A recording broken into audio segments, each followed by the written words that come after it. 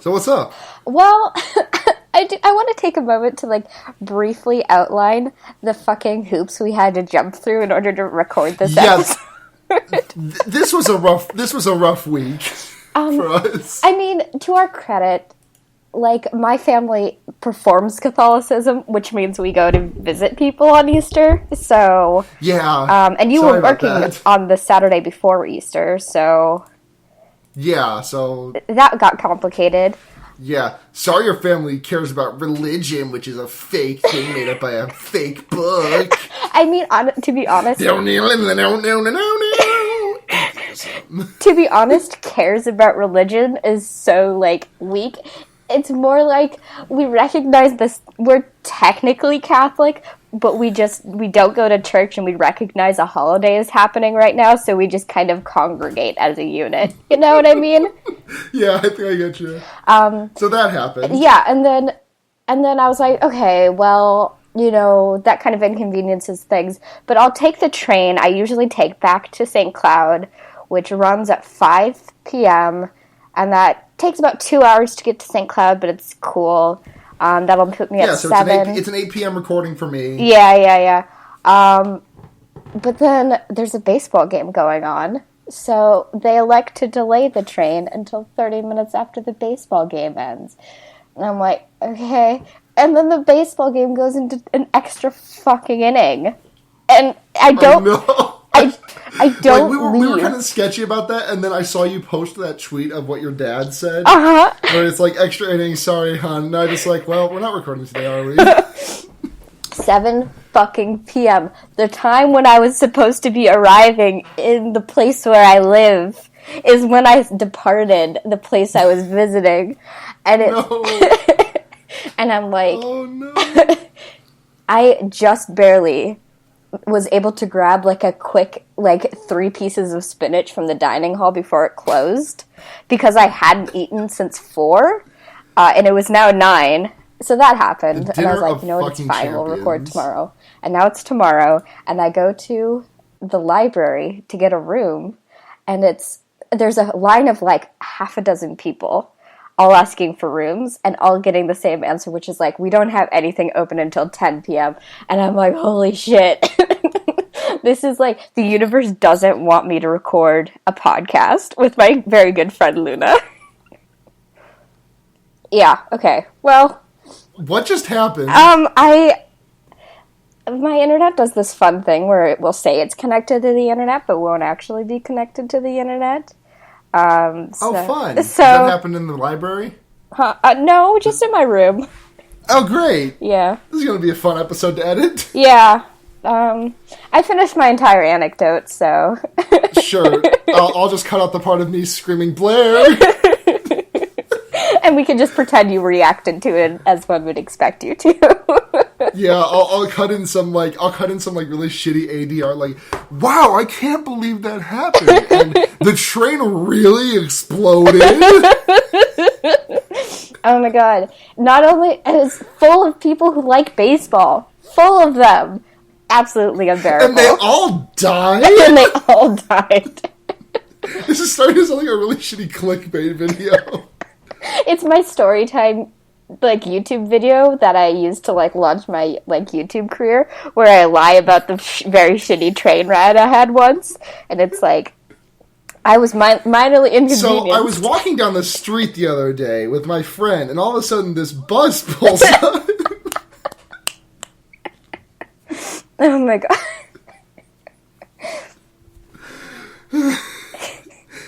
So before we get into the podcast, I just want to talk about what's been happening with me lately, and I think like Google's ads have finally cracked how to make me click on them, or not Google, YouTube's ads, because like for the past 6 months they've been advertising 2 things to me. One called Legacy of Discord Furious Wings, which as far as I can tell is like a really shitty MMO for your phone.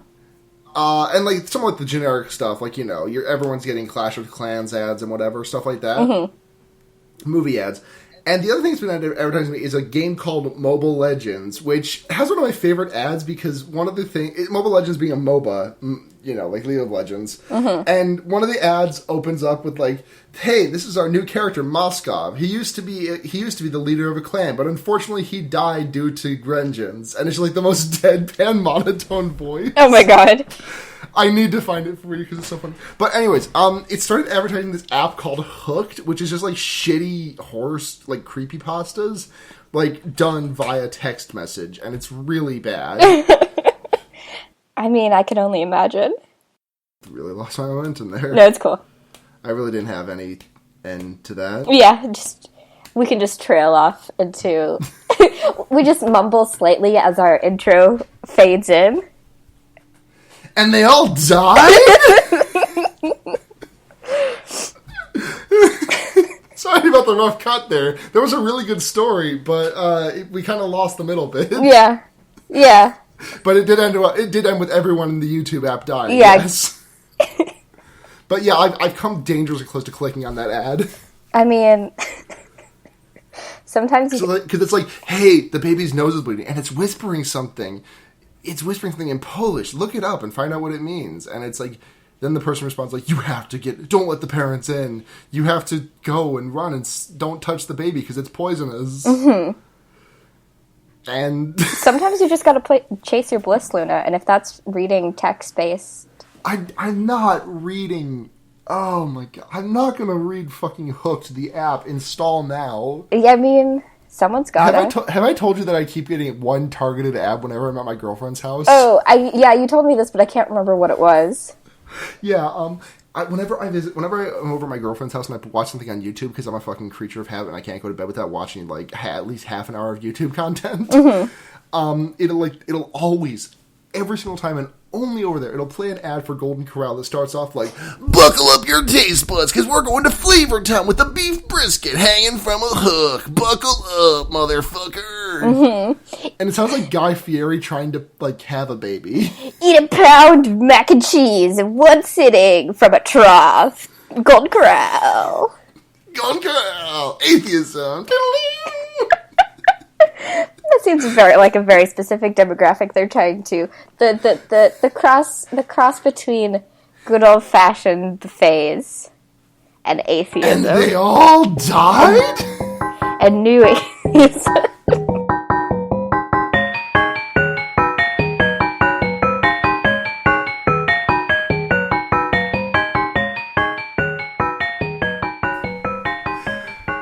So welcome to Fearbaiting, everyone. Welcome. It's your number one horror movie podcast that only exists inside your mind. Mm-hmm.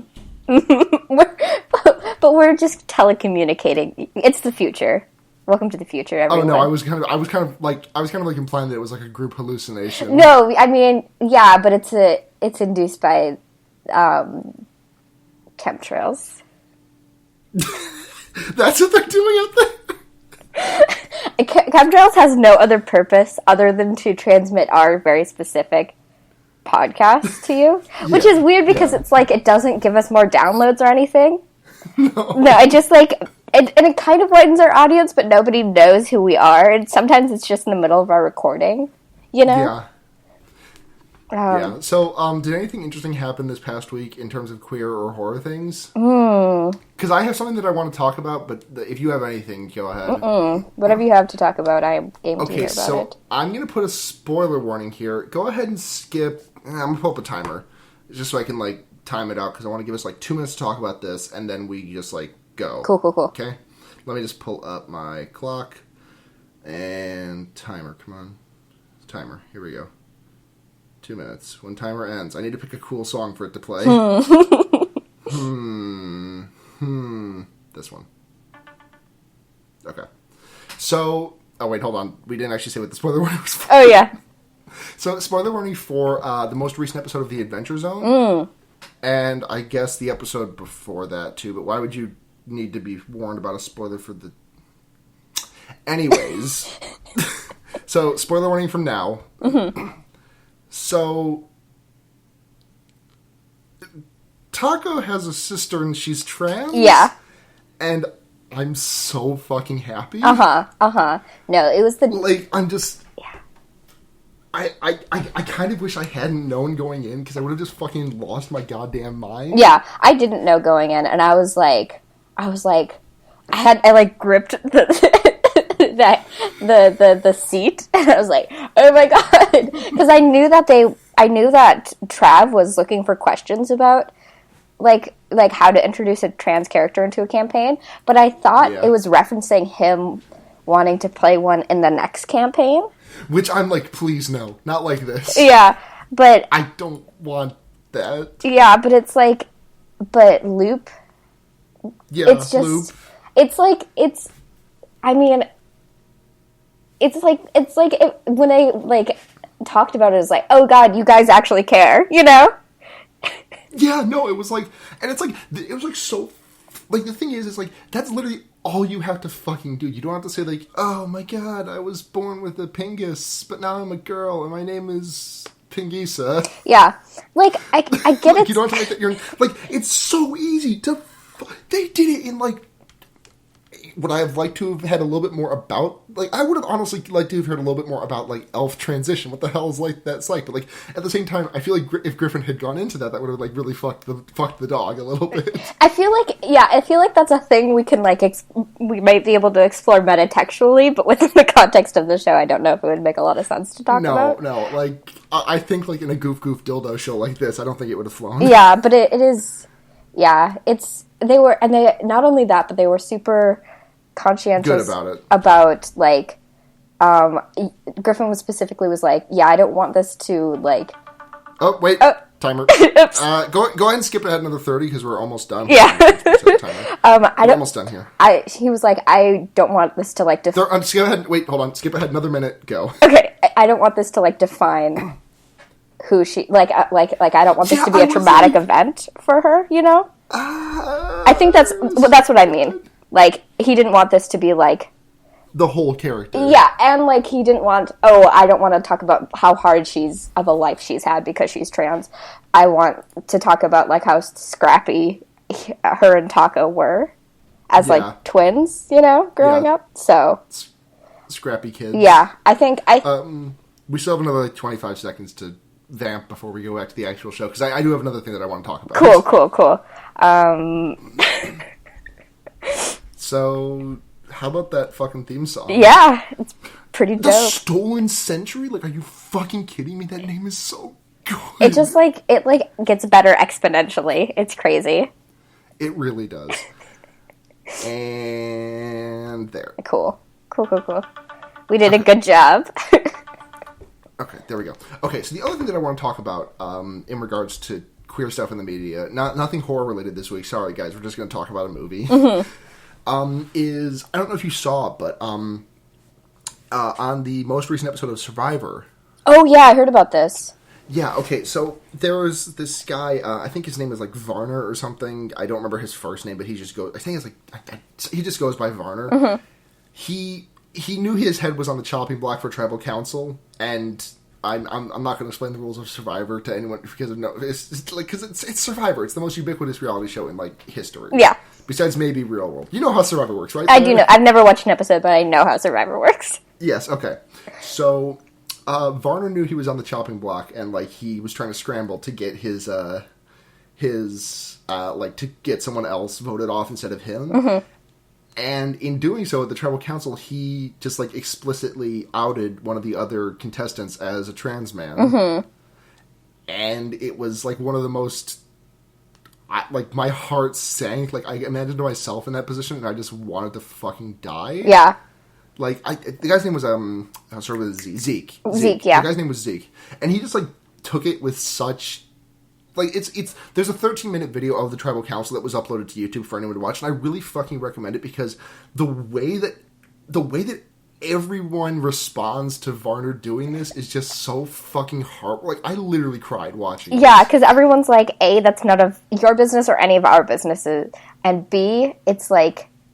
He's like, because he was like, he's trans, so that means that he knows how to deceive, and he's deceiving everyone, and everyone's like, what the fuck are you talking about, dude? It's so crazy.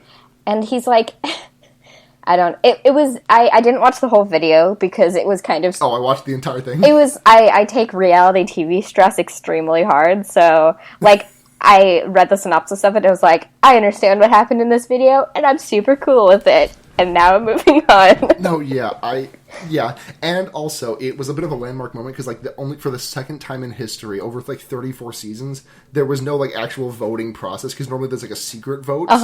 Like, because everyone like doesn't want to, everyone wants to hide their votes, and everyone's just like, no, just fucking, we're voting this guy off. Yeah. Even Jeff's Probst was like, you can't. That's fucking awful. Yeah, it's like it was like this. I don't know. It's heartwarming, to see people unify over this one thing.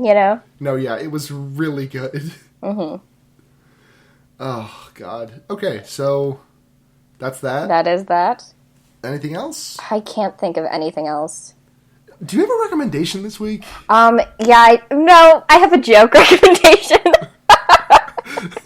I'm just gonna browse net. I'm just gonna look at my letterbox, see if I can find anything to recommend. Oh, let me reference this because I saw a fucking trailer for it when I was watching Logan this weekend. What was that? It was good. I liked it. Okay. They're making another found footage movie. It's called Project Arizona or Project Phoenix or something like that. And is that the one about the UFO? Yeah, it's Blair Witch Project but with aliens. And I'm like, I love found footage so much, but I wish they would like try to do something new with it. That isn't, I got lost in the woods. It's maddening because, I mean, you see that compared with movies like Creep. Like, oh my god, did I disconnect again? Shit. No, you're fine. Sorry, okay. I zoned out. Oh, cool. Like, Creep is, like, found footage, but it, like... It's good, though. But it, like, it's just a different angle than what it usually is, which is, like, running around with a camera in the woods, And they even have woods in that movie, and they don't... Like, it's just not that. Oh my god. I love found footage, and I want people to explore what you can do with it. That's not so directly inspired by the Blair Witch Project, which also is my favorite movie, So, it means a lot when I say something like this, right? Huh? Yeah, this one's a close second, right? This one is a close second. I really like this movie. I'm excited to talk about it. I just want to go ahead and just like dip in real quick because I need to take a quick look at my. I know I've talked about this on the show before, but it always makes me laugh. Because I have 3 favorite movies on Netflix. They are, or not on Netflix, on Letterboxd. They are Mary and Max, Paprika, and Sir Billi, aka Guardian of the Highlands. And I just want to take a quick look to read my review of Sir Billi right off the top. Let me just, hold on. Come on. What the fuck? Why can't I look at it? No, wrong button. God damn it. I'm so competent at this. You're doing a really good job, Luna. Thanks, I try. Oh yeah, here we go. I know I've read this before, but it always makes me laugh. This movie makes me sick every time I watch it. The CGI is nauseating, it's vaguely racist, at least 60% of the movie is screaming animals in peril, and there's a character who is always wearing sunglasses, and I fucking guarantee you that if you got in the files for this movie and opened his character model in Maya, there would not be any eyes behind the shades. I fucking hate this movie, and it makes me angry. 5 stars. It's like a perfect review. It's really good. It's the platonic ideal of movie reviews. Yeah. Should we dive into this flick? Yeah. You go ahead. I'm gonna look through the. I'm gonna go ahead and look through the Letterboxd reviews of it. Yeah. This week we watched They Look Like People, which is a movie I think I recommended in the first couple weeks of this show when we started doing it. Yeah, that sounds accurate. I think it's a 2016 or 15 flick. I can't remember, but I did watch it last year for the first time, and I've seen it a couple times since. It was 15. Yeah, it's extremely good. Yeah. I think I cited my reason for it. A, it's mumblecore, which is just naturalistic dialogue, which obviously I like. And B, it like tackles mental illness in a horror movie in a way that doesn't make the mentally ill character. Yeah, no, I was like, when I was watching this, I was fully expecting like the shitty turn at some point. Yeah, and but he's doesn't. He's the protagonist. We see everything filtered through him, and so the fear in it is things he's afraid of, So those are the things, and it's got, I don't know, some of the, like, it's good. It's so good. Let's get into the plot, though. Yeah, you go ahead and run. I'm just adding a couple of movies to my letterbox. Cool. It opens with a scene of, like, our main character Wyatt and I think his ex-fiance, when we get into the actual, like, meat of it, like, lying next to each other, and we hear this, like, fly buzzing, which becomes, like, a motif later in the movie, and I can't remember exactly. I think her face starts to distort or something like that, or something, but it's, like, obviously, like, there's an element of fear to this, and then I'm trying to remember the first couple minutes of the movie. It's not a show. I got notes. Hold on. Cool. I wrote them on the Moleskine notebook because I was watching it on my phone, Netflix. Are you coming out as a 2012 hipster? I mean, I got this notebook when I was going into my freshman year of college, so I guess. Okay. Yes, I bought this notebook at the same time I bought the first XKCD comic book. I love that so much. That's such a perfect encapsulation of a person's, like, life at a certain, like, point in time, you know? Yeah. That's perfect. Yeah. Okay, so the way this movie starts is there's, like, a montage of not Wyatt, Christian, who I thought was going to be our main character, and he kind of looks like one of the guys from New Girl, but, like, slightly less handsome. Yeah. But, like, slightly more average looking. Yeah. He's going, he's, like, just going about his day, and he's, like, it's kind of implied that he's, like, flirting with his boss, trying to get her to go out on a date with him. Mm-hmm. And then he runs into his old friend Wyatt. Mm-hmm. And oh yeah, the whole time that stuff is happening, we have, like, a motivational, like, monologue, yeah. Monologues, like, you are a mountain and stuff like that. And then, yeah, he runs into an old friend of his, Wyatt, who it's a extremely awkward conversation between the two of them. Like, but it's very, almost, like, seems organic. Like it's organic, but it's, like, awkward in an organic way, you know? Like, these are two people who don't really know how to interact with each other. Yeah. In this context anymore, but Christian ends up inviting Wyatt inside, and eventually insists on him staying the night, or, like, well, first going on a date with him and then staying the night. But he shows him around his apartment, and we learn more about each of the characters through this. Like, they both have recently broken up with their girlfriends or fiancés. Yeah, that's what I know. And then Wyatt goes down to the basement and duct tapes, like, a knife under a table. Yeah. Yeah. He does that. He did that. Yeah, Christian takes him down to the basement, and he's like, why did I take you down here? And then takes him back upstairs, but yeah. Yeah, no, it's very good. Yeah, and then he reveals that he's going on a date with his boss, and then Wyatt should come too, because he wants a wingman, or he just wants to spend time with Wyatt. I don't know. It's unsure what these characters' motivations fully are, gay. Especially Christian. It's gay. It's gay. But, like, but I think Christian's motivations are extremely curious in this movie, but that's just because it's gay. Yeah, because, like, in the first 10 minutes, there's a scene of them one of them shaving the other. It's like so great. He's like, hey, can you shave my back? And Wyatt is, like, so bemused by the situation, and it's, like, intimate, and they're like, it's showers. I don't know. It's just, like, it's so pure and earnest. Like, you really get a sense of these two guys' friendships that's, like, obviously, like, a childhood friendship, and these two are really close and haven't seen each other for a while, but once they reconnect, they kind of reconnect immediately, you know? Yeah. Despite the fact that Christian is trying to overcompensate for his, like, lack of masculinity in a kind of jerkish way, but so he convinces the person he's going on a date with, the woman he's going on a date with, to bring a friend. And the date sequence starts with the friend getting, like, falling and getting a black eye. And, I don't think we ever really discussed what kind of qualifications Wyatt has, but Christian is just like, oh, Wyatt, you check this woman out. You're good at these kind of things. He'll take care of you because he's somehow medically proficient. I don't know. There's a lot of mystery. But, sorry, she blanked again. Oh, did I? Yeah, but it's okay. It's cool. I was just talking about, like, the double date they went on. Yeah, it was good. Yeah, and then, so it ends up them going to the hospital, despite the woman's insistence. I don't know, there's so many, like, really funny moments of, like, naturalistic dialogue where she's like, oh, I hate hospitals, I don't trust them, they're all perverts, I don't want to go to an ambulance. Blair, I just need to pause for a second, because, yeah.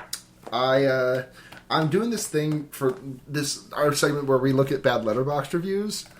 I'm still paying attention to everything, but, like, I'm also finding this stuff, and I'm just, like, I'm looking at the profiles of the people that I'm screenshotting, and this one gave this movie a half star, and there's a review on their page for Man of Steel for 5 stars.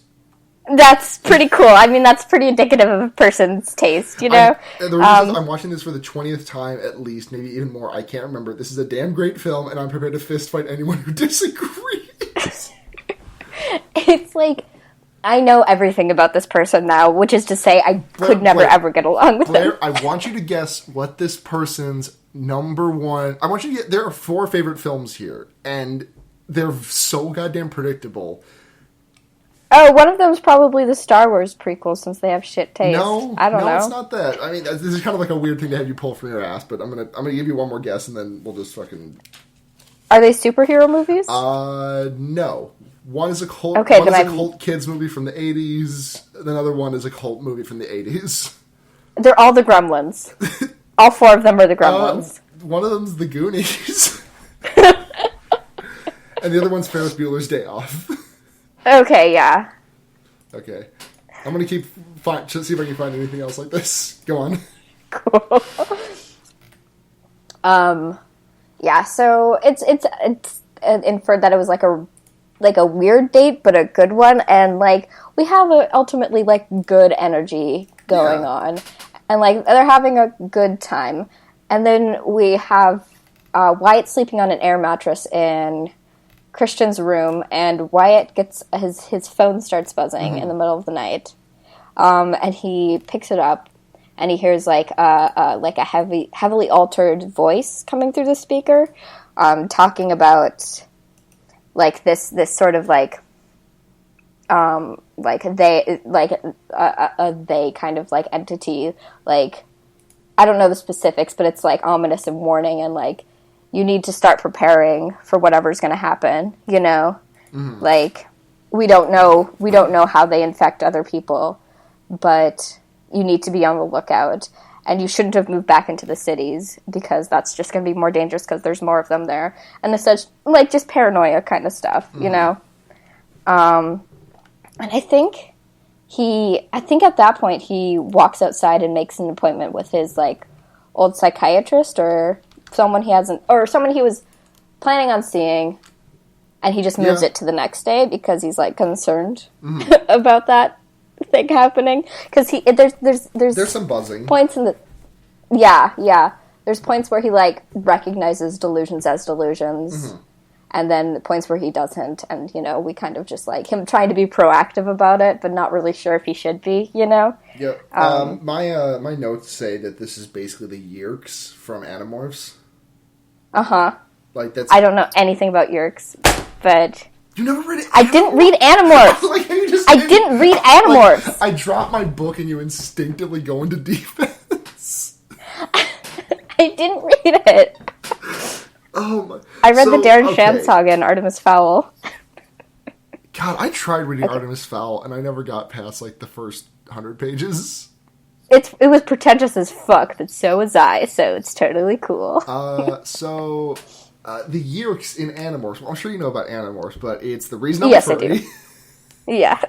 One of I know the general conceit of Animorphs. And the Yeerks were, like, the blue centaur-like aliens, right? No, those were Andalites, you dumb sack of shit. I don't know anything! Tell me about Animorphs, Luna. Okay, so Animorphs, they're 5 kids. Jake, Marco, Rachel, Cassie, and Tobias. One day they come across a crashed alien spaceship with a dying alien. He says that they need to stop the world from fucking dying or whatever. And he gives them a blue box, and they each put their hand on the blue box, and it gives them the power to animorph, which means they can touch an animal, and then they have that animal's DNA in their brain, and they can turn into that animal. But only for 2 hours at a time, because if they do it for more than 2 hours, they'll be stuck there. That's what happened to Tobias in the first book, because he got stuck in the he turns into a Red Hawk, right? Yes, Red Hawk. I'm surprised you remembered that specific detail. I didn't remember that, Blair. I must have heard it recently. But, yes, that's what happens. He does eventually get the ability to animorph back into human for 2 hours at a time, but if he ever, does the 2-hour thing again, he's stuck for good. I don't know why that happens. There's, some weird divine power that gives that to him. But anyways, the Yeerks are these aliens from fucking space. Because where else? I mean, they're not from, whatever. Okay, so these aliens from space who are slugs that go inside of people's brains and kind of control them, like Invasion of the Body Snatcher style, where you can't really tell that anything's wrong. It's just there's a thing about them that's wrong if you're looking for it. Sure. And Jake is the leader of the Animorphs. His older brother, whose name I forgot, might have been Tom. He's been infected by a Yeerk, but his parents don't know, and he can't tell them because if he tells them, then the Yeerk will kill him. And then, around book 6 or something, the Andalite shows up. Axmalai, I don't remember. He's got, 3 names, but Axmalai was his first name. Everyone just called him Ax. He has to get a human form, so what he does is he touches all 5 of the other kids at once and gets, a fifth of DNA from each of them, and then turns into some weird, basically if you photoshopped all 5 of the kids into one person, that's what he is.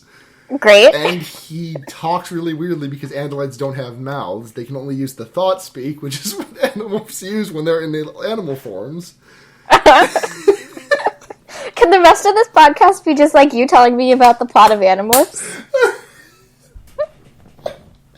And Axe really loves the taste of cinnamon buns because he's never eaten anything because he doesn't have a fucking mouth.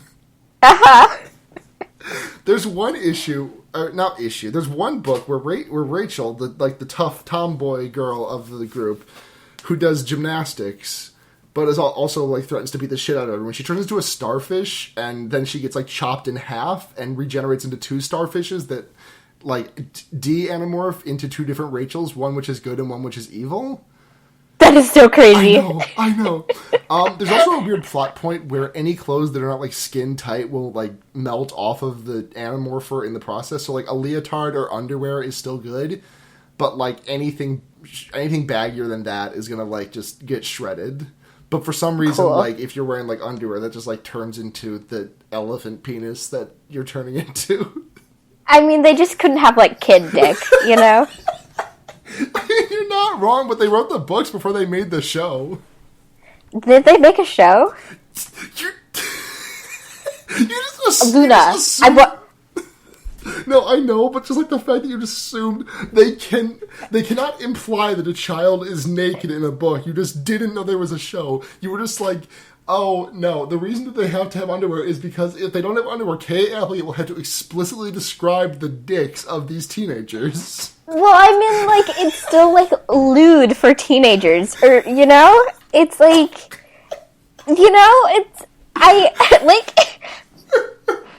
Anyways, the entirety of the thing is kind of like a Gundam-esque thing, where it's a commentary on the horrors of war and these child soldiers, basically. I'm not even fucking making this up. No, I believe you. And the series ends with the death of 2 of the main 5 cast. That is so crazy. Yeah. Dude, that's some deep shit. There is also... I want to commission someone to do a podcast akin to Audio Entropy's... Let me tell you about Homestuck. Let me tell you about Homestuck, but it's let me tell you about Animorphs. I don't know. Let's get Molly on the horn. Maybe we can... maybe after she deals with all that Blues Traveler fame, we can get her back on the line. Oh, holy shit. We should have a bonus episode. About this. We have to start a Patreon. Blair, you saw this, right? What? Molly tweeted about how it was fucked up that Blues she tweeted that I'm just thinking, why did Blues Traveler have a song about fucking a clown? And then literally the Blues Traveler verified Twitter account replied, well, given over the span of our lives, we've all probably fucked a clown or two. You didn't see this? I mean, law of large numbers, no, you know? Blair, the literal Blues Traveler Twitter account said, well, we've all probably fucked a clown. I believe you. But I agree with them. Like, law of large numbers, you know, someone's got to be a clown we fucked. Clowns are fuckable, Evil, you know? Evil Animorph. There was a subplot of, like, a kid who was, like, the evil Animorph. Anyway, back to my point. We have to start a Patreon so we can, like, for, like, a specific level of, like, people who give us money, like, they will get our very secret Animorph podcast where we just talk about Animorphs. Mm-hmm. Yep, no, I was right. Jake's older brother is named Tom. Cool. Got it in one. Oh, yeah. They trap... They make the evil Animorph kid, David, he turns fucking evil, and then they trap him in... They trick him into morphing into a rat, and then they trap him permanently like that and leave him stranded on an island. Pretty cool. Yeah. Pretty cool. Should we should we talk about this movie? Yeah, okay, so we're like 5 minutes into this movie. I can't believe I just described Animorphs for like 10 minutes. It honestly makes me want to like start like a book club style podcast about Animorphs. There's like 54 books. Like, that's a year's worth of episodes. Fully, like, don't forget exactly. to choose your own adventure books too, because they didn't have those. What am I thinking of? I mean, we have all those books, and then we can just talk about the TV show afterwards. Yeah, let's see how many. Let's see. Wikipedia list of Animorphs episodes. Dude, we are starting our own like empire. Do we have the time for this? We definitely don't. There were only 26 episodes of the TV show. I mean, but that's 26 more episodes. That's like a year and a half. Yeah. Like a small project, you know? Mm-hmm.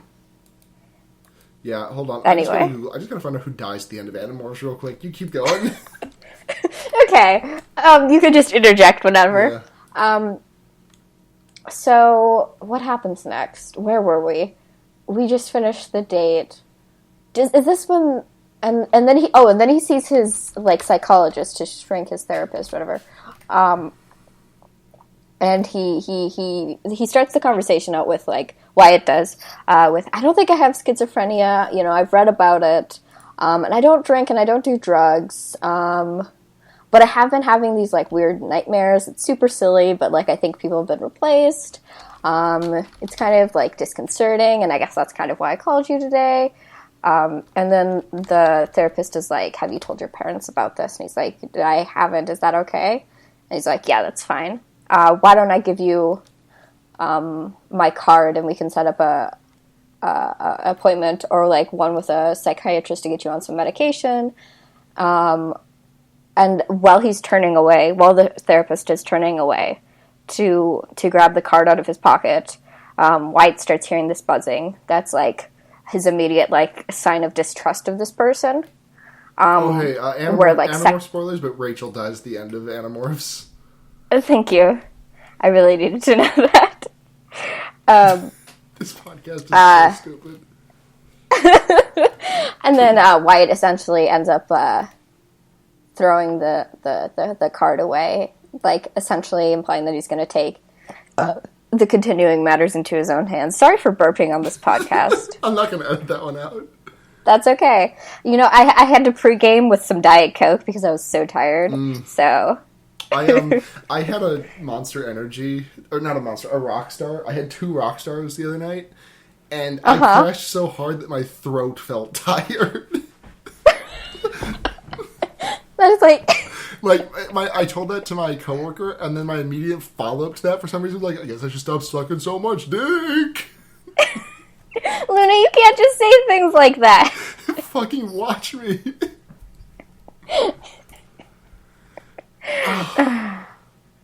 Anyways, continue. Yeah. Let's see. I think Is this when Wyatt and Christian get really drunk together and do Blobby Wars? Is this Blobby Wars? Blobby Wars! Okay, wait, hold on. Have we done the date with them in, like, the recording booth? Does that come before Blobby Wars? Is that pre-Blobby Wars? Let's see. Let's see. I got that goose laughed at him. Oh, did he find the photo yet? Have we talked about how he found the photo of his fucked up ex-girlfriend? Oh, yeah. So he's rooting through the boxes in the spare room. And he finds a Calvin Hobbes book. Yeah, he finds a Calvin Hobbes book, and then he finds a picture that I think he probably sent as, like, a Christmas card to Christian and his, like, ex. And he flips it over to see him and his, like, ex-fiancé, looking all fucked up, because when people are, like, taken over, like, their faces kind of, like, distort and stuff like that. Yeah. So he's the only one. Well, he's one of the only ones who can tell something like that, but he's the only person he knows who can tell things like that. So that's just indicative of, like, the rest of things. And then we have the ASMR bit of this movie. Yep. Where, I'm gonna take this one because I am the ASMR expert here. So he's like, Christian is in, like, a booth just, like, whispering shit, and he's like, it's a whisper room, and he invites the girl in, the boss lady, and what is her name? Mara, I think. Mara, yeah. And then he's just like, it's a whisper room. Let's talk about our feelings. I can guess what you're thinking. I think you have the number 7. And she's like, what the fuck? and then he's like, yeah, you gotta go out with me. And she's like, fuck, you're right. Well, let's fucking go. And then he's like, okay.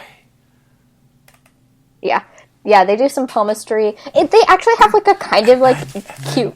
Today we're gonna crinkle some paper. We're gonna do some taps. And we're gonna just squeak this chair a little bit. Oh, yeah. This is some good... Is chair squeaking an ASMR tingle? No.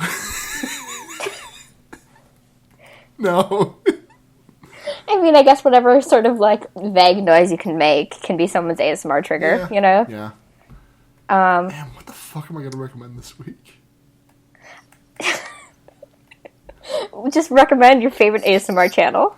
Oh, that's going to be Grand Illusions by far. Solid. You know Grand Illusions, right? Oh, of course I do. Yeah. I fall asleep watching that every single night. Blair, I'm literally not even kidding. Every night. I believe you, Luna. I'm touching my screen very gently. I believe you. I am valid. You are valid. Me? Valid? You. It's more likely than you'd think. This podcast sucks. I'm valid? Okay, anyway. This podcast sucks. So Mara, like, does some fucking taekwondo on his ass and, like, flips him and nearly chokes him out. It's like cute, like, they're cute, I like Mara, and I think she's fun. I think it's cute. She's, like, chill and stuff. Kind of chill. She she tackles Wyatt later, but that's something we'll, like, get to later. Yeah, I mean, I don't blame her. Yeah, no, same, honestly, but, like, yeah. So that happens. Uh-huh. Is it Blobby Wars? No, Blobby Wars is way off. So, Wyatt does some, like, serious doomsday prepping. Oh yeah, no. He goes, buys a bunch of axes. He sells his laptop. He buys a bunch of axes, and like a nail gun. And all that kind of stuff. We're kind of out of order because of my Animorphs chat. It's okay. It's totally cool. Then they play basketball. They play basketball where Wyatt asks Christian if he would, like, protect him, and Christian's like, I'm not the old me. I'm the new me. I'm boss as fuck right now.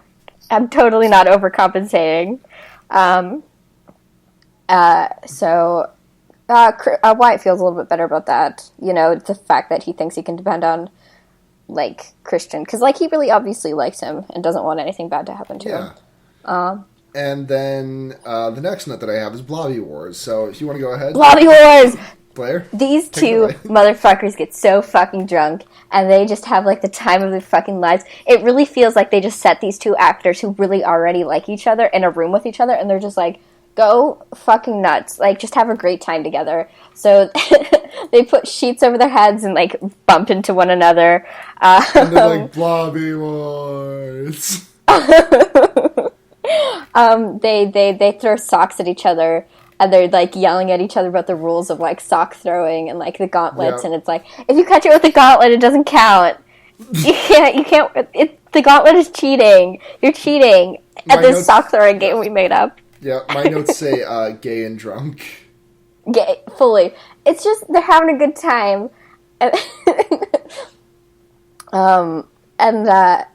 They crash with, like, Christian on his bed, like, do you want to have kids? I want to have 1,000,000 kids. Yeah. It's so fun. It's really good. I really appreciate this movie's character building, but I've already talked about that. Yeah. Then Wyatt gets a call that says, it's too late, soft boy, and it's Mara's voice? I think it says...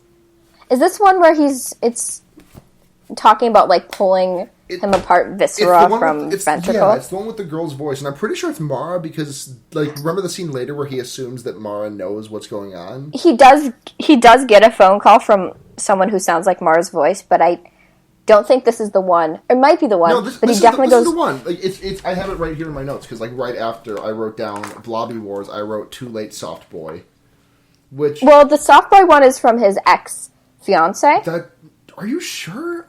I am positive. I've seen this movie several times. I think we skipped over a phone call. Okay. Well, because he goes down to the basement for the Mara one, and then when he's down there, Mara is like, or this version of Mara is like, is there someone here with you? And then the lights cut out. It's like, yeah, it's a eerie, spooky moment. Really good. But this one is his ex-fiance's voice, who he thinks, like, got, like, body snatched, basically. Yeah. Talking about how she's gonna kill both Wyatt and his friend. Like, it's there's a lot of good descriptive imagery there. Like a fleshy tree of veins and shit. Or whatever. But yeah, that does lead up to because when they were in the whisper room, Mara said Christian might be able to get a promotion, that she was talking to someone about that. And then when he's there for the meeting to get a promotion, she reveals that he's actually getting let go. And we're not particularly sure on it, but I think I don't know. I definitely think it's something out of his control, but he's out of her control, I mean. Yeah, but she still feels, like, super guilty about it. Yeah, she does. And then he goes back to his office and sees a post-it on his, like, laptop that says, "Great job dominating," from everyone, or whatever. And then it's revealed that, like, his motivational tape is just, like, Mara speaking in the ASMR voice. No, his motivational tape is his ex. Is it? I thought it was for some reason. Yeah, it is. Mara, but I'm bad at this movie. The woman in the tape has, like, a British accent. Okay, I should have been able to tell that. I'm sorry. I was okay. a little bit sick when I watched this movie. It's totally cool. Mara has the highest voice in the fucking world. She has the highest pitched voice. It's crazy, but I love it. So yeah, those two characters aren't the same. I'm pretty sure that is his voice, because he's talking to her like, yeah, one day I'm gonna be a dad, so, like, I need a real person job, and this tape is gonna be, like, something to aspire to, pep me up, which I think would be something too intimate to ask a woman to do when you've only been on like a couple weird dates with her. Yeah, you're not wrong. You're not wrong, Blair. I'm bad at critically thinking when I watch movies. It's totally cool. I've seen this one several times.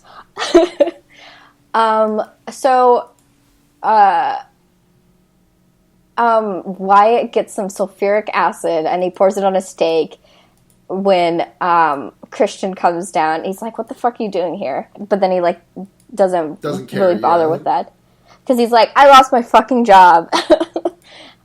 So the two of them kind of bemoan about it with one another, and then Mara shows up with the bottle of peach schnapps that he gave to her when It's your phone. I don't think mine's going. What was that sound then?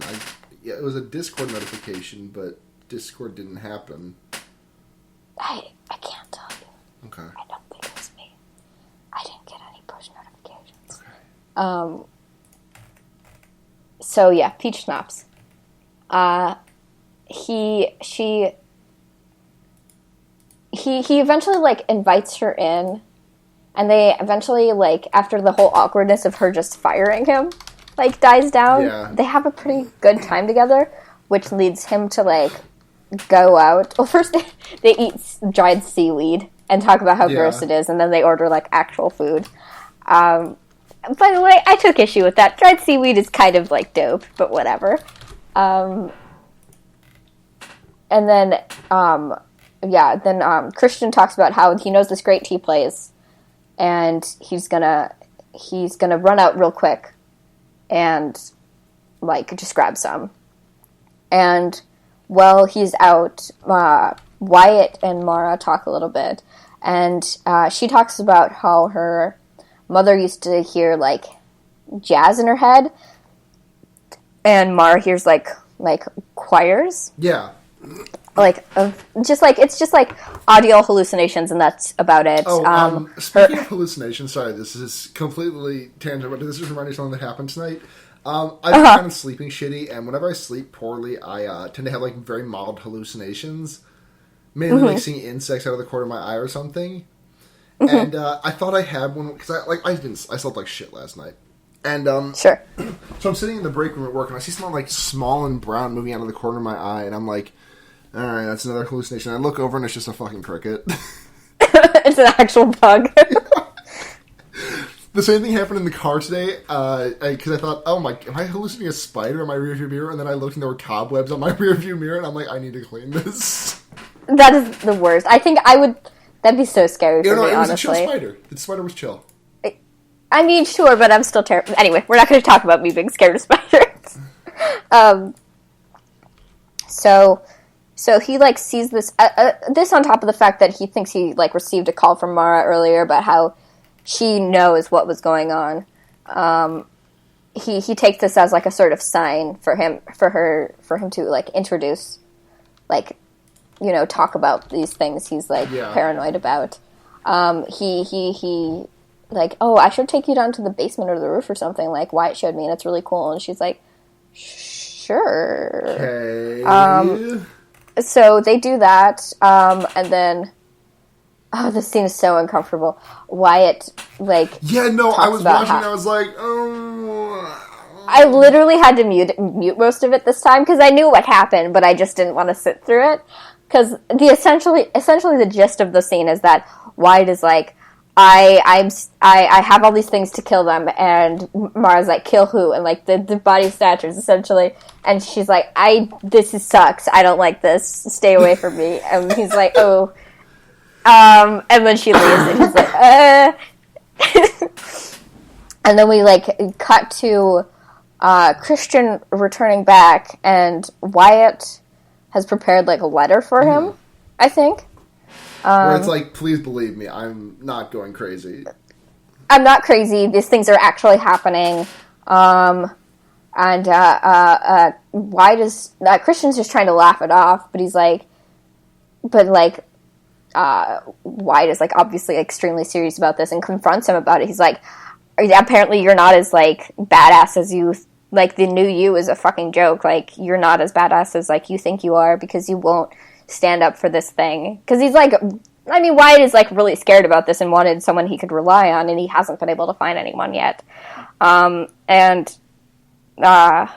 eventually like tensions like go down, and we eventually have like Wyatt and Christian like making up like Craigslist ads trying to sell all these like tools he got. vintage all American Axe hatchet package. Yeah. And then we see him like selling it to someone on the street. I think the same location where he sold his laptop to like get the money for all these things. And it's like, that sounds right. Yeah, the project I bought these for didn't work out, so I'm trying to get rid of them. And then he I think Wyatt meets up with Sandy, which I think is the friend that came along with the double date, who's a friend of Mara's. Yeah. And he's trying to like smooth things over, because obviously like Mara feels like extremely threatened by this whole thing. Yeah, understand. And he wants again, to like apologize. He wants to apologize because he wants to like apologize because he's like, I feel like I've interfered with my friend's life, you know, and my friend's relationships, and like I don't want him to like have like failed relationships because of what I've done, you know. Yeah. So, but she's like not having any of it. She's like, if you do that kind of shit to any of my friends, I will fucking kill you. I'm not even joking. I'll fucking kill you. So he's like, cool. Sounds like a plan. Bye. Yeah, so then he runs into Mara again. Probably not the smartest decision ever. He's like, I'm so sorry. Christian's a really good guy. And she's like, yeah, I'm sure the both of you are just really good guys who are just going through a lot right now. It's just like, that line is so good. Like, all these characters are just so good. Really. And then he grabs her jacket, like, trying to be, like, stopping her so he can, like, plead to her. And she fully, like, punches him in the throat, and he doubles over. And she's like, oh, holy shit, please don't die. I don't want to be responsible for killing you, you know? Yeah. And then he's like, he raises up a shaky, like, thumbs up. Mara eventually takes him back to her office, where she's got blood on his sleeve because of his bloody nose. And he's trying to like explain these kind of things. Yeah. She doesn't understand, and that's fine. And then we hear the buzzing noise again. And we hear we see like a puddle of blood where like Mara's hands are in. Yeah. And we hear like bones cracking and stuff like that. And Wyatt looks up at her, and we slowly see her face twist, you know, and to like mimic what we saw in that photograph, sort of. And it's like not like expensive looking effects, but they're effective effects. You know what I mean? Like this was not this movie did not rely on its like CG to be good, but it like conveyed its message well enough that it was still scary. Yeah, you know? Definitely. So we jump cut to him returning home, and he's like, you know what, Wyatt, Wyatt's like, you know what, Christian, we should go to up north or something like that, or, I don't remember who initiates this conversation, but it takes a while, and then, thunder strikes. Yeah, and then Christian is like, hold on. And then... Oh, yeah, and then, Krishna's like, I don't believe what you believe, but I know you believe. At the knees. Get it? Moving on. Good fucking podcast, Blair. I'll see you next week. Bye. No, Luna, I can't. I mean, well, it's just you and me, folks. I knocked my mic over on accident. You fucking goofball. Go on. Okay. So he's like, I don't believe what you believe, but I know you believe what you believe, so I'm gonna be here to make you feel more safe. And like, if going up north is gonna make you feel more safe, we can do this. So Wyatt has a car now. And he's like, where'd you get this car? There's a screwdriver sticking out of the fucking... Yeah. So it's like... He, like, stole this car, obviously. Yeah. he's like, what did you, Christian's like, what did you do to Mara? And I don't think he did anything, but I think he just stole her car, you know? Yeah. And then they go back inside, and they go down to the basement, I think. I did not watch, in the most recent watch through of this, because of how crazy my weekend is, I did not watch the last 11 minutes of it, so I'm just going to go off purely memory. No, my time to shine, bitch! Yeah, go for it, Luna. Okay, so they go into the basement, and, like, they start, like, fucking suiting up, and it's like the fucking apocalypse is coming. It started early, and Wyatt's like, wait, what if you're one of them? And Christian's like, listen, I trust you fully. And then he lets Wyatt tie him to a chair and, like, put a bag over his head. And Wyatt's, like, about to fucking American Psycho nail gun in the back of his head him, because he's seeing this head, like, shift and shake beneath. Well, he's about to pour hydrochloric acid, but for some reason the American Psycho visual popped in my head. I've never seen that movie, but I just know that scene. Anyways, so, like, he's about to pour the hydrochloric acid on his head, and he sees, like, the head just, like, distorting underneath the bag, and it's kind of, like, reminiscent of, like, all the scenes we've, like, seen in Wyatt's Night Terrors of, like, the faces getting fucked up. And then he's like, I'm not doing this, and pulls the bag off of Christian's head, and is like, Christian's fine. Yeah. It is such a beautiful moment of trust, you know? Yeah. Like, it's like, I might die, but I trust this person, you know?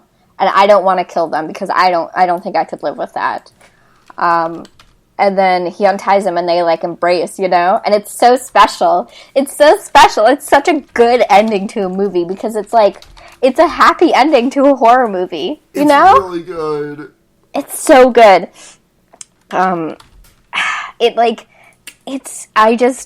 I think this is probably one of the most positive portrayals of mental illness in a horror movie. By a mile. I'm sorry I'm laughing. One of my friends just PM'd me a very unfortunate picture that I'm going to share with you, and I can't stop looking at it. Hold on. Cool. Send it my way. You know Overwatch, right? I know. Oh, sure. That sucks. So, for those of you who can't see this, which is everyone but Blair, it's Overwatch, but it's like Easter skins for Overwatch. And Diva's mech is a screaming rabbit. Diva is a chick, like a peep, and McCree is Jesus. And I sent I sent it. Someone sent it to me, and my friend Ness was like, "Hey, can I see that picture?" And I sent it to her, and she was like, "Yeah, it's in this channel now. I thanks though. I'm gonna kill myself now." Yeah. It's like it's like there's a lot of like conceptual ideas going on there, and I don't know how to unpack them. Ava, who I know is listening to this right now, I'm very sorry that you're having to hear like a vocal description, a vocal like reminder of what this looks like. Thank you, Blair. I don't know how to talk. It's cool. We've been going anyway, a little long. Yes, movie. So on scale of 0 to 5 Blobby Wars, I know you're giving this a 5. Solid 5. Yeah, definitely. I'm going. It would feel disingenuous a bit to give it a 5 out of 5, just because like I feel like I need to watch it again. Sure. But, like on the fact that I'm going to probably watch it again, I'm going to give it a 5. Cool. 5 whole Blobby Wars. I think that's fair. 10 Blobby Wars. That's 10 whole Blobby Wars. So, it's time for Letterboxd reviews. I'm not doing that part where I make fun of people's profiles, because they all seem to have pretty good movie taste outside of their reviews on this movie. And one person's favorite movie listed on their profile, who gave this movie half a star, was The Blair Witch Project. And I didn't feel like calling you out. That idea is so at odds with me. But anyway, go ahead. Watched by JMK on May 16, 2016. Well, doesn't look like a good movie. Did you watch it though? It doesn't. I mean, fucking no, Blair. Get it? Like they look like people, but this doesn't look like a good movie. But I guess that's a joke. But the implication is that they're not people, but they look like people. So the fact that he's saying this doesn't look like a good movie means that it isn't not a good movie? I get the joke, but I don't think it constitutes as a joke. Yeah, I felt the air quotes. This one's just sticking out to me because of the username. What a fucking god awful movie, reviewed on June 1st, 2016 by Trundle. Trundle, good. Good. This one by Madison Bolesworth. They look like people. ... Look like a good movie. ... But you know what they say about looks? ...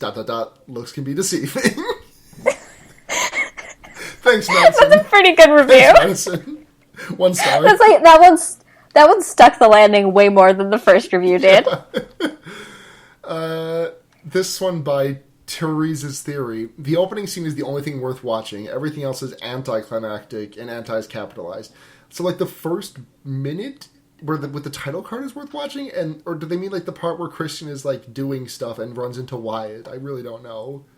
I have no idea. This review feels procedurally generated. Let's see. Here we go. This one by James Hoover. I am tired of this newer-ish subgenre of what I call hipster horror. Basically a bad mumblecore film disguised as a horror film. Mainly put, a lot of times it just doesn't work, and in this film's case it doesn't. Thank God for Netflix sometimes. Which, what does that last part mean? I mean... This was on Netflix? Is he glad that, like, he got to see this movie on Netflix, but he hated it, so he's not I can't figure this James Hoover out. People are complicated creatures. So is this a bad mumblecore film disguised as a horror film? I think it's a good mumblecore horror film. Okay. But good mumblecore film with horror elements. Mumblecore. I like mumblecore. Fuck everyone who doesn't. It's good. It's fun. And lastly, from Sean Frost. Are demons taking over people's bodies, or is he paranoid schizophrenic? You won't find out, because nothing ever fucking happens. Like, you do actually find out at the end of it, though. Like, you do find out. You very much find out. Yeah. You literally do find out. Things happen. Things happen. It's just not, like, gonna beat you over the fucking head. Everyone doesn't die. Yeah, there's not fucking explosions. Yeah, it's like... It's supposed to be like someone's actual like life and trying to deal with it. So like it's whatever. These guys don't get it. They don't get this high art. Yeah. So we got a couple of questions from our friends. Cool. Questions from friends. This one from @Spoingle, who says, "Do they smell like people?" I mean, one would assume they don't indicate that they don't smell like people. So. And this one from Twitter user @Sprite__Pepsi. Friend of the show. You know this person, right? Formerly Twitter user Not a Pie Thief. Oh, sure. Yeah, the real question is, do they really look like people? Yeah. It depends who you're asking. Okay. I guess. Listen to our podcast to find out. Oh, yeah, and if you want to send us any questions, fearbaiting@gmail.com, fearbaiting.tumblr.com, or @fearbaiting on Twitter. We also got a question on our Tumblr from Anonymous. Ooh. They look like people. Well, so do you, jackass, so what? I mean... Not a question. Thanks. So what is a question? I mean, it's a little aggressive. Yeah, I mean, I won't judge. I mean, calm down before you come at us. Yeah. I mean, I do look like peoples. Yeah. And this is an old question, but I'm just going to reiterate it because we do need to follow up on this. Fuck Warlock says, do Gremlins 2, you couple of cowards. We will. I promise you this. Hey, Roy, you want to be on next week? We'll have you. I promise you this. Dungeons and Lesbians is putting out a new episode tomorrow. Roy is one of my friends who, like, that's the reason that I started listening to Dungeons and Lesbians, and I'm so fucking excited. Have you listened to it yet? I haven't. It's really good. I have so many tabletop podcasts. I know. I will though. But yeah, those were questions. Recommendations? Hold on, I need to think. I got something. Okay, so my recommendation this week is a movie that I haven't watched in a while, but I really have been meaning to. It's Satoshi Kon's Paprika, the 2008 film that pretty much fully inspired Inception. So the plot is that there's this device that is letting people go inside other people's dreams, and it's like fucking them up severely. And it's really good. It's super surreal. Like, Satoshi Kon's work is all really surreal and kind of exists on the fringe of reality. Like, it's all really magical realism. I think this really exists in magical realism. Like, well, all of his work is magical realism. Like, and it's all such. What other movies has he done? He did Millennium Actress, Perfect Blue, and Paranoia Agent, all of which really kind of exist on like the liminal spaces of reality and fiction, because they're just like kind of like teetering on the brink, and you never really know like if it's just like if this like weird thing is just on the is like if it's happening in the universe or it's just like a representation of something. But anyways, I love all of Satoshi Kon's work. He's one of my favorite directors of all time, and you know the fact that he's dead is just like I still kind of feel like super fucking bummed about that. Yeah, because like Paprika is just such a good fucking movie.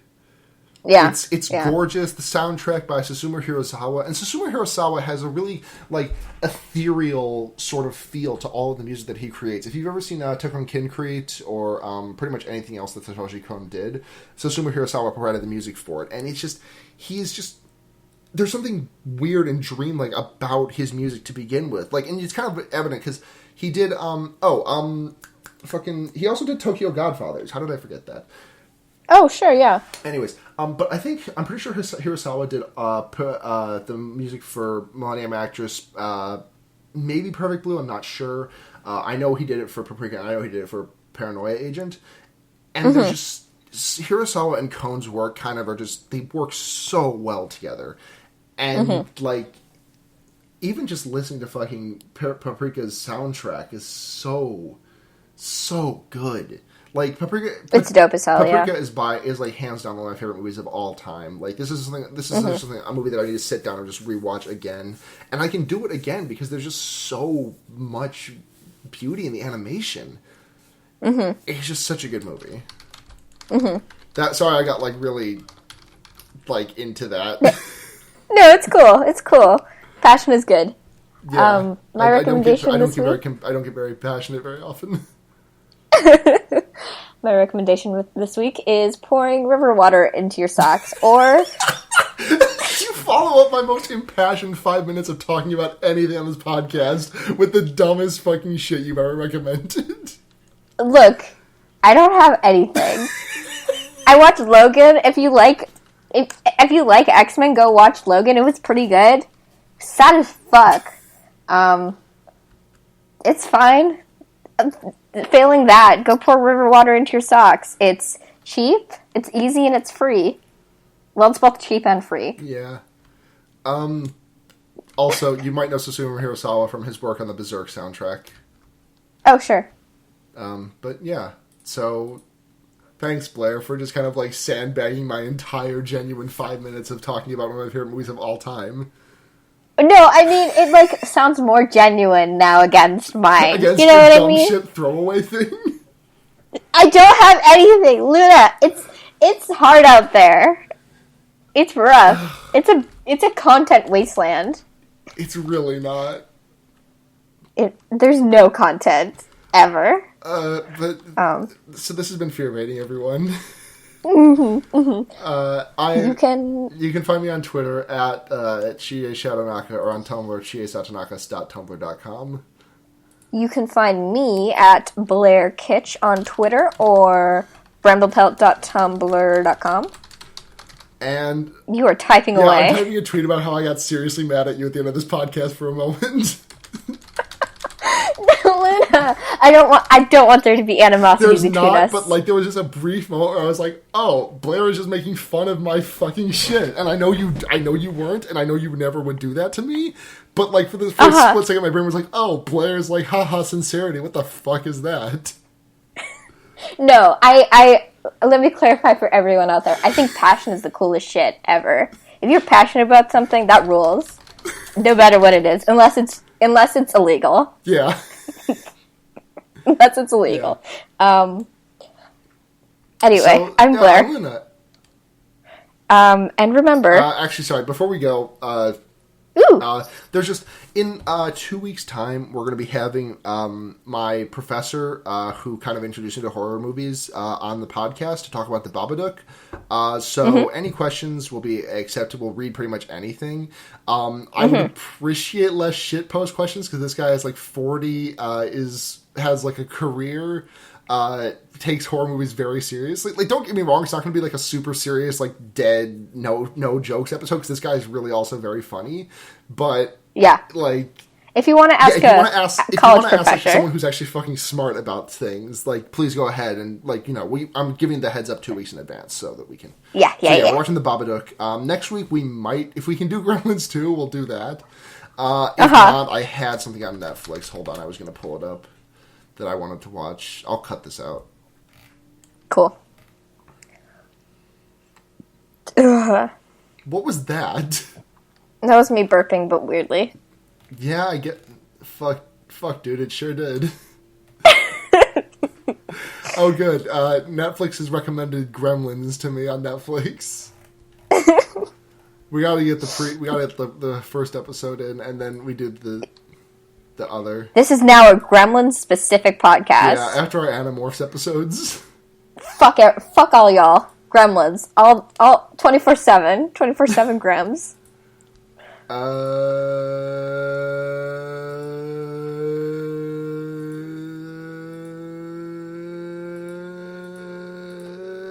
Last Shift. We're watching Last Shift next week. Cool. If we don't get Gremlins 2.